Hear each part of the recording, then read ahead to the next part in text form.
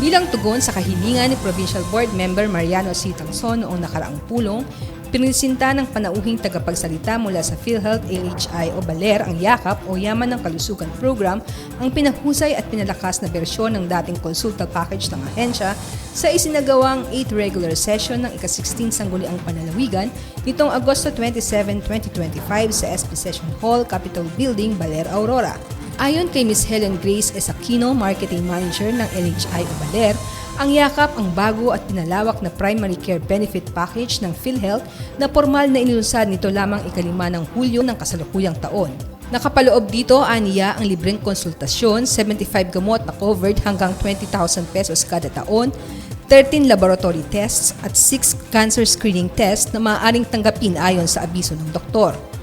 Paliwanag ni Ms. Aquino, lahat ng Pilipino ay maaari mag-avail ng programang ito.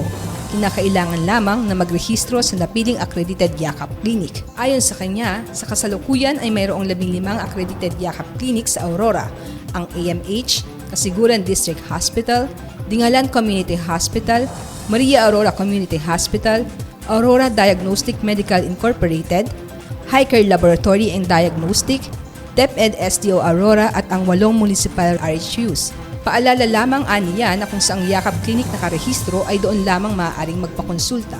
Inilahad naman ni Ms. Lloberas, President ng Aurora Barangay Health Workers, ang mga natatanggap na katanungan ng mga BHW mula sa kanilang mga nasasakupan patungkol sa PhilHealth benefits na nagpapahiwatig ng kakulangan sa impormasyon ng mga tao lalo higit sa mga programa tulad ng tinalakay. Kaugnay nito, iminungkahi ni Bocal Tangson ang pagbuo ng isang advocacy team na tutulong sa PhilHealth sa mabisang pagpapalaganap ng impormasyon sa lahat ng sulok ng lalawigan. Ang nasabing panukala ay tinalaga sa Committee on Health para sa ibayong pag-aaral. Samantala, sa pagpapatuloy ng sesyon, pinisinta sa kapulungan sa unang pagbasa ang panukalang ordinansa ni Vocal Shinalin B. Tablang para sa pagtatatag ng Information and Media Relations Office o AMRO sa pamahalaang panlalawigan at paglalaan ng kaukulang pondo para dito. Pumasa naman ang 2 panukalang kapasihan o resolusyon ni Vocal Jennifer A. Aranya na humihilig kina Governor Renante A. Tolentino at Congressman Romel Rico T. Angara na maglaan ng pondo para sa pagpapagawa ng seawall sa Zone 2, Barangay de Bacong, Kasiguran, Aurora, malapit sa PNP Detachment Aurora 2nd Police Mobile First Company.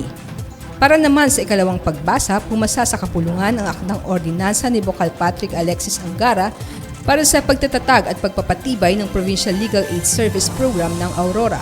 Sa kanyang paliwanag, inihayag ni Vocal Patrick na nakapaloob sa ordinansang ito ang mga programa takbang na magpapalawig sa libreng serbisyo legal na ibinibigay ng pamahalaang palalawigan para sa mga mamamayan ng Aurora sa pamamagitan ng Provincial Legal Office at sa pakikipag-ugnayan sa mga legal organizations, law schools at Integrated Bar of the Philippines. Kaugnay nito, iminungkahi naman ni Vocal Tangson na pag-aralan din ang kasalukuyang mandato ng Provincial Legal Office upang masiguro ang mabisang pagpapatupad ng nasabing ordinansa. Ang mungkahi ay malugod na tinanggap at sinang-ayunan ni Vocal Patrick at ng buong kapulungan.